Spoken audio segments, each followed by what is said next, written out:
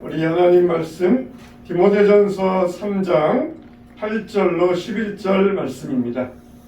신약성경 339면 디모데전서 3장 8절로 11절 말씀입니다. 디모데전서 3장 8절로 11절 말씀.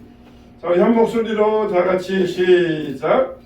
이와 같이 집사들도 정중하고 일구이언을 하지 아니하고 술에 임박히지 아니하고 더러운 일을 탐하지 아니하고 깨끗한 양심에 믿음의 비밀을 가진 자라야 할지니 이에 이 사람들 먼저 시험하여 보고 그 후에 책망할 것이 없으면 집사의 직분을 맡게 할 것이요 여자들도 이와 같이 정숙하고 모함하지 아니하며 절제하며 모든 일에 충성된 자라야 할지니라.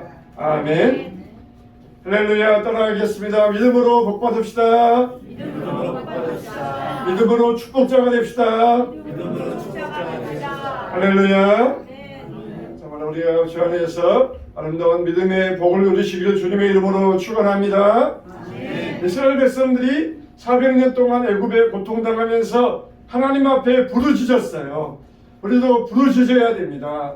내 힘으로, 내 능력으로, 내 지식으로, 사람의 도움으로 하려고 하지 말고 정말 하나님께 부르짖을 때에 하나님께서 우리 문제를 해결하게 하시고 우리를 애굽의 압제와 같은 어려움에서 건져주시는 것입니다. 어느 교회에 한 새신자가 교회를 찾아왔어요. 이제 막 이사 온 분이었습니다. 전에 교회 다닌 적 있으십니까? 그랬더니 교회에 처음 나와 보았다는 것이에요. 예배드리는 모습 보니까 정말 처음 나온 사람 같았어요. 성경 찾는 것도 어색하고 이 찬송가도 부르는 것도 어색하고 모든 것이 다 어색해 보였습니다. 그런데 예배 끝나고 이제 점심 식사를 하고 이 음식을 나누려고 하는데 이분이 분주해지기 시작합니다. 식탁을 정리하고 수저를 놓고 또 음식을 나눠주고 하는데 많이 해본 솜씨였었어요. 그래서 물어보았습니다.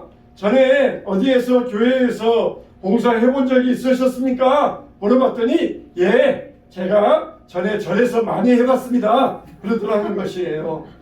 여러분 정말 봉사한다는 것, 절에서 봉사한다는 것, 또 그리고 교회에서 봉사하는 것 어떤 점에서는 아주 유사한 점이 많이 있습니다. 우리가 교회와 절을 비교한다 그러면은 교회에서는 불당이라 그러고 절에서는 불당이라 그러고 저도 헷갈리네요. 교회에서는 예배당이라 하잖아요. 또 절에서는 예불이라 그러고 교회에서는 예배라 그러잖아요. 절에서는 주지승이라 그러고 교회에서는 담임 목사라 그러잖아요. 이렇게 유사한 점이 있어요. 그렇지만은 다른 점이 있습니다. 절에서 성실한 사람들은 교회에서도 성실하고 절에서 봉사한 사람들은 교회에서도 봉사하고 이렇게 서로 유사한 점이 있지만 그러나 다르다는 것은 무엇입니까? 우리가 그리스도인으로서 이것을 분명하게 알 수 있어야 돼요. 절에나 교회나 수많은 봉사의 자리가 있어요. 봉사의 직분이 있습니다. 오늘 말씀 보면은 집사에 대하여서 또 여성들에 대하여서 봉사자들에 대하여서 말씀하고 있는데 우리가 정말 봉사하는 자로서 어떻게 다르게 일할 수 있어야 되겠는가? 어떤 사람, 어떤 방식으로서 주님의 일을 해야 될 것인가? 우리가 그 차이점을 알고 분명하게 주님의 일을 감당할 때 하나님의 축복이 저와 여러분들에게 임하게 될 줄로 믿습니다. 첫째로 우리가 봉사하는 곳은 어디냐? 바로 하나님의 집이라는 것이에요. 하나님의 집이다. 우리가 봉사하는 곳은 바로 하나님의 집이라는 것입니다. 이 하나님의 집은 어떤 곳입니까? 진리와 기둥의 터라고 했어요. 하나님의 집은 어디냐? 교회입니다. 교회는 무엇입니까? 살아계신 하나님의 집이다 그랬습니다. 이 교회는 지금도 살아계시는 하나님의 집이 된다는 것입니다. 여러분이 집이라고 할 때에 우리가 헬라어로는 오이코스라 그래요. 그런데 이 집이라고 하는 것은 머무는 공간이라고 하는 그런 의미가 있는 게 아니라 우리가 경찰서 그러면은 거기서 경찰들이 사는 집이 아니라 경찰 업무가 이루어지는 장소, 그걸 경찰서라 그러잖아요. 그런 것처럼 하나님의 집이라, 그건 바로 하나님의 일이 이루어지는 곳이다 하는 그런 뜻이 있어요. 하나님의 일이 이곳에서 이루어진다는 것입니다. 어떤 일을 이루어야 돼요? 진리를 전파해야 됩니다. 하나님의 집은 하나님의 일을 이루는 것으로서 하나님의 역사를 이루는 것이기 때문에 진리를 전파해야 돼요. 이 진리가 하나님 말씀으로 가르쳐져야 돼요.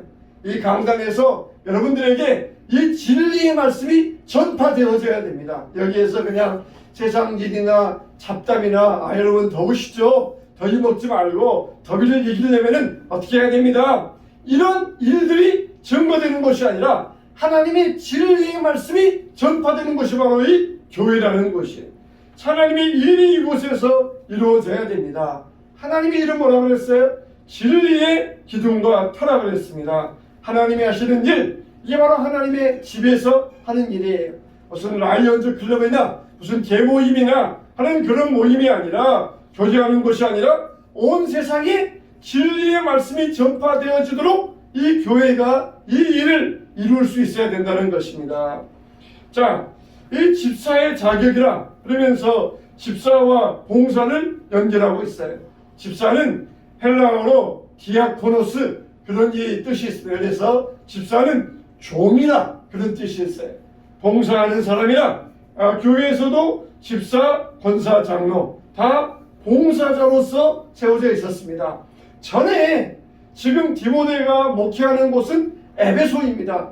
전에 에베소 사람들은 다 우상을 섬기던 사람이에요. 근데 우상을 섬기던 사람이 이제는 하나님을 믿는 하나님의 집에 이곳으로 옮겨져 오게 되었습니다. 마치 나무에 비유한다면 나무를 뿌리를 뽑아서, 우상이 있던 자리에서 뿌리를 뽑아서 이제 하나님의 집에다가 나무의 뿌리를 심어놓은 것과 마찬가지예요. 여러분, 나무가 옮겨오면은 제일 중요한 게 무엇입니까? 뿌리가 잘 내려야 됩니다. 뿌리채 뽑았으니까 나무를 옮겨 심으면은 뿌리가 잘 내려져야 돼요. 아무리 잎사귀가 좋고 줄기가 튼튼해도 뿌리가 잘 내리지 못하고 말라버리면은 그 나무는 죽어버리고 맙니다. 그런 것처럼 전에 우상을 섬기던 에베소 사람들이 이제는 뿌리채 옮겨와가지고 하나님의 집으로 옮겨 심어졌으니까 이제는 믿음의 뿌리를 잘 내야 돼요. 무엇보다도 교리적인 뿌리를 잘 내야 됩니다.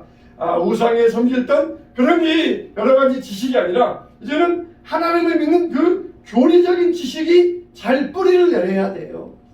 여러분, 우리가 뿌리를 내린다는 면에 있어서 에레미야서 말씀이 나옵니다.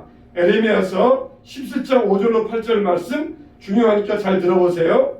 여호와께서 이와 같이 말씀하시니라. 무릇 사람을 믿으며 육신으로 그의 힘을 삼고 마음이 여호와에게서 떠난 그 사람은 저주를 받을 것이라. 그는 사막의 떨기나무 같아서 좋은 일이 오는 것을 보지 못하고 광야, 간조한 곳, 건건한 땅, 사람이 살지 않는 땅에 살리라. 그러나 여호와를 의지하며 여호와를 의뢰하는 그 사람은 복을 받을 것이라. 그는 물가에 심어진 나무가 그 뿌리를 강변에 뻗치며 더위가 올지라도 두려워하지 아니하며 그 입이 청청하며 가무는 해에도 걱정이 없고 결실이 그치지 아니함 같으니라 그랬어요. 여기에 중요한 거 뭐냐? 사막에 떨기나무가 있어요. 물가에 나무가 있습니다. 근데 물가의 나무는 어떤 나무이냐? 물가에 심어진 나무라고 그랬어요. 물가의 나무는 처음부터 거기에서 나온 나무가 아니라 물가에다가 갖다가 심어놓은 나무예요. 어디에 있던 나무를? 사막에 있던 나무를 지금 뽑아다가 물가에 심어 나왔다는 것이에요. 사막은 무엇입니까? 간조한 땅, 건건한 땅, 물이 없는 땅이에요. 여러분, 나무들 가운데 물을 싫어하는 나무가 있겠습니까? 물을 별로 좋아하지 아니하는 나무가 있겠습니까? 있어요. 그게 어떤 나무냐? 사막에 심겨진 선인장들, 떨기나무, 아카시아, 이런 나무들은 아주 물이 조금만 있어도 겨우겨우 유지합니다. 그래서 사막의 아카시아 나무는 굉장히 마르고 비틀어져 가지고 이게 굉장히 딱딱합니다. 가시도 일반 이런 이 물이 있는 가시가 아니라 가시도 뾰족해가지고 얼마나 딱딱한지 몰라요. 이런 나무들은 물을 별로 안 좋아해요. 물이 조금만 있어도 그것만 가지고도 살 수가 있어요. 그런 나무들이 실제로 있어요. 이게 뭡니까? 세상 사람 모습, 믿음이 약한 자들의 모습이라는 거예요. 겨우 조금만 은혜 받고 이걸 가지고 한 주간을 살아요. 조금만 가지고 하루하루를 살아갑니다. 이게 바로 사막의 건건한 땅, 건조한 땅에 있는 사막의 떨기나무와 같다는 것이에요. 근데 우리는 어떻습니까? 물가에다가 옮겨서 심어 놓았어요. 하나님의 은혜가 풍성합니다. 날마다 주의 은혜가 공급됩니다. 날마다 생수가 우리에게 주어집니다. 그러니까 거기에다가 심어 놓았어요. 심어 놓은 나무는 어때요? 뿌리를 잘 내립니다. 사막의 떨기나무와 같이 사막에서 떨리는 뿌리째 뽑혀와가지고 물가에 심어진 나무가 되어서 거기에서 풍성한 은혜를 누리게 되었다는 것이에요. 이게 우리의 모습이에요. 우리의 모습은 어떻습니까? 아직도 사막의 강간한 땅, 건조한 땅에 있으면서 겨우 그냥 조금만 은혜 받아도, 조금만 말씀 들어도 그걸로 겨우겨우 유지되고 있습니까? 우리는 그렇지 않아요. 날마다 하나님의 풍성한 은혜, 날마다 하나님의 은혜의 말씀 풍성하게 들어야 됩니다. 넘치도록 들어야 됩니다. 하나님의 은혜는 질끔질끔이 아니에요. 충만입니다. 충만. 성령 충만, 은혜 충만, 사랑 충만이에요. 아이고 이거 아까운 거 넘쳐서 버리면 어떻게 합니까? 다 넘쳐서 버리는 게 아니에요. 뿌리로 들어가는 것이에요. 다 충만해야 돼요. 그리고 그게 흘러갑니다. 이웃에게 흘러갑니다. 충만해야 흘러보낼 수가 있어요. 그래서 우리를 사막의 딸기나무와 같이 강간한 땅에 있던 우리를 뿌리째 뽑아다가 물가에 심어 놓았다는 것입니다. 이게 우리의 믿음의 정체성이 되어야 됩니다. 물가에 심어진 믿음의 나무들이 되어야 돼요. 그래서 날마다 하나님의 은혜를 공급받고 거기에서 하나님의 사랑과 은혜로 살 수 있어야 됩니다. 우리는 하나님의 집에서 봉사하는 자들이에요. 하나님의 집에서 하나님의 사랑을 나누는 자들입니다. 이것을 해적선의 비유와 같이 생각해 볼 수가 있어요.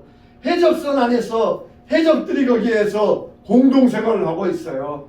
해적들은 얼마나 거칠고 얼마나 싸움 잘하고 또 욕 잘하고 그런 사람입니까? 근데 그 중에 아주 성실한 해적이 있습니다. 이 사람은 욕도 안 하고 훔쳐온 거 있으면은 공정하게 분배하고 남들보다 앞장서가지고 봉사도 잘하고 성실하게 일하는 그런 해적이 있어요. 그러면은 그 해적선 안에서의 성실한 해적이 성실하면 성실할수록 누구를 더 도와주는 겁니까? 바로 해적선에 있는 해적들과 해적선장을 더 도와주는 것이에요. 공무원들이 열심히 일을 잘하면은 누구를 도와주는 것이에요?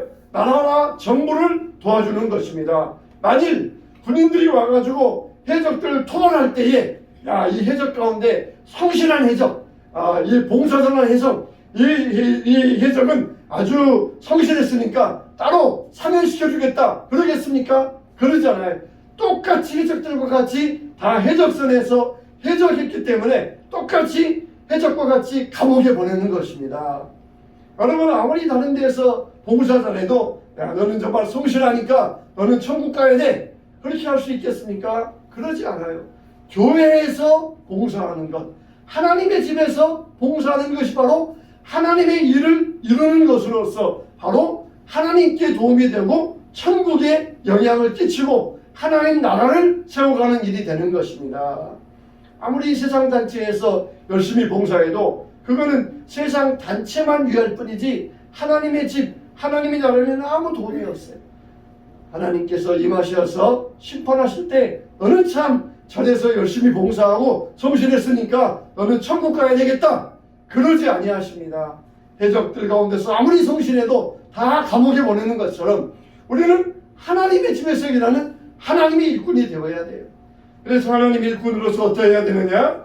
집사들에 대해서 정중하고 일구이연하지 아니하고 술에 입막히지 아니하고 더러운 일 탐하지 아니하고 깨끗한 양심에 믿음의 비밀을 가진 자라 할지니라 이렇게 말씀하여 주셨어요.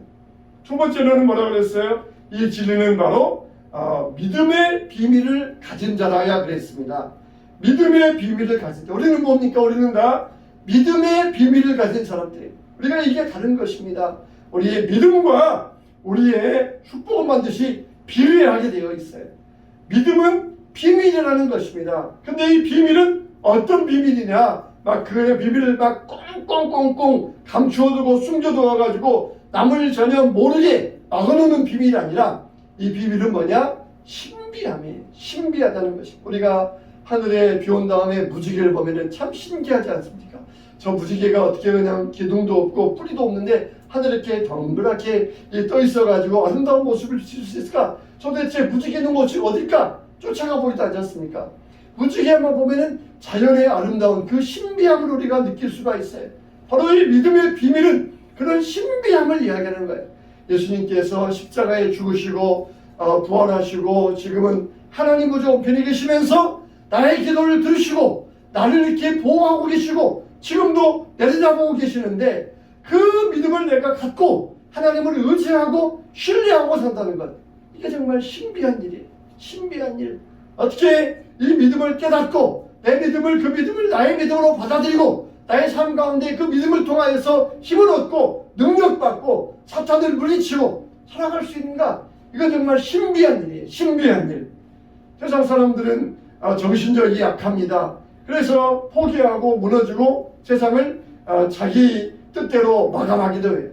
우리는 믿음으로 축복받은 자들로서 성령님께 힘과 능력으로 하나님 말씀을 은혜 받고 하나님의 능력으로 살아가고, 이게 얼마나 신비한 일입니까? 얼마나 이게 믿음이라는 게 아름다운 일입니까? 만일 여러분들이 이 믿음의 신비함을 깨닫지 못했다 그러면 오늘 같은 날 이 자리에 와서 앉아있을 이유가 없어요. 우리가 정말 그 믿음의 신비함, 하나님의 말씀으로 은혜 받고 찬양으로 영광 돌려드리고 공동체의 믿음의 교제를 나누면서 사랑을 드리고 그 믿음의 신비함 가운데서 하늘의 능력을 내가 얻고 살아간다는 것, 얼마나 이게 신비한 일입니까? 이게 믿음의 깊이가 깊어져야 돼요. 복음의 깊이가 깊어져야 됩니다. 여러분들이 정말 평생을 살면 살수록 정말 믿음의 깊이가 깊어지면서 내가 이전에 알았던 것은 지금 정말 작은 것이었구나. 하나님이 나에게 오늘 주시는 게 새 은혜, 새 사랑, 새 말씀이 얼마나 귀한지 몰라요. 정말 수십 년을 신앙생활하면서 하나님 말씀 대할 때 내가 전에 알았던 것이 그냥 정말 조그만 눈꼽만한 것에 불과하구나. 하나님 말씀이 이렇게 깊이가 있고 놀랍고 신비하구나. 이걸 깨달을 때에 얼마나 감사한지 몰라요. 믿음은 이와 같이 비밀입니다. 비밀이에요. 그냥 꽁꽁 숨겨놓으면서 남에게 모르게 하는 그런 비밀이 아니라 열려져 있어요. 열려져 있어요. 근데 그것을 아는 사람들은 아는 믿음의 신비함인 것입니다. 정말 여러분들이 믿음을 붙잡고 인생의 마지막 날에 하나님 앞에 서시기 바랍니다. 믿음을 몰랐더라 그러면 그 인생의 마지막 날에 얼마나 후회하겠습니까? 이 믿음의 신비함을 깨닫지 못하고 인생을 마감한다 그러면 하나님 앞에 섰을 때 얼마나 후회가 되겠습니까? 정말 죄인들은 예수님의 십자가를 알지도 못하고 깨닫지도 못해요.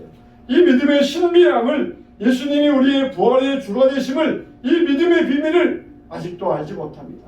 우리는 이 믿음의 신비함, 믿음의 비밀을 통하여서 여러분의 축복의 깊이, 은혜의 깊이가 깊어지게 되시기를 축원합니다.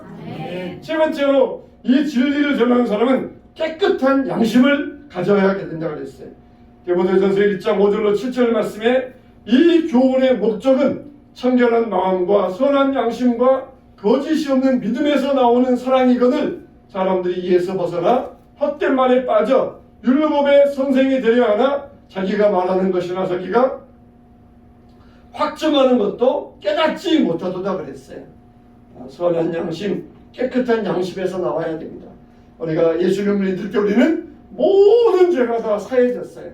우리가 깨끗한 자가 되었습니다. 근데 세상 살아다 보면은 우리에게 자꾸 세상에 더러운 때가 묻어요. 세상에 더러운 죄가 우리에게 들어옵니다. 그러면 어떻게 합니까? 예수의 보혈로 씻어내야 돼요.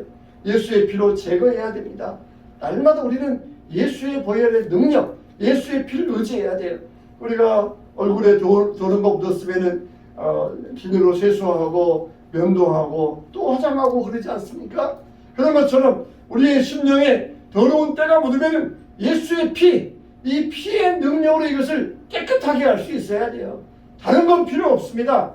우리의 깨끗한 양심은 예수의 피, 예수의 보혈의 능력으로만이 우리가 정함을 얻게 되는 것입니다. 깨끗하고 청결한 양심의 반대는 뭐냐? 자기의 욕망을 드러내는 것입니다. 그래서 헛된 신화와 이념에 빠진다고 했어요.